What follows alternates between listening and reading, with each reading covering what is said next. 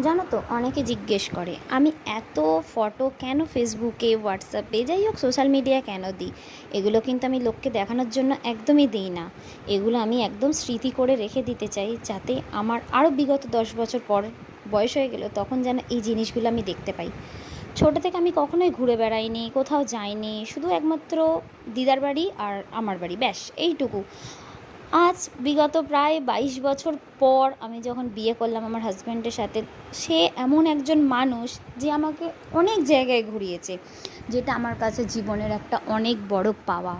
হয়তো আমার স্বামীর অনেক টাকা নেই, পয়সা নেই, নিজের বাড়িও নেই, কিন্তু হ্যাঁ, আমি এমন একজনের হাত ধরে বাড়ি ছেড়ে একদিন পালিয়েছিলাম। ভাবতে পারিনি সেই মানুষটা আমার সব শখ পূরণ করবে। যতটা পারে তার নিজের মাথার ঘাম পায়ে ফেলেও আমার জন্য, আমার এই ছোট্ট সন্তানের জন্য প্রচুর পরিশ্রম করে। হ্যাঁ, হয়তো আমি মানুষটাকে ঠিকঠাকভাবে হয়তো জানি না কী করতে পেরেছি, তবে ভীষণ ভালোবাসি, জানো তো। এখন বুঝতে পারি এই মানুষটাই আমার জীবনে সব থেকে আপন। সে ছাড়া আমার কেউ নেই এ জীবনে।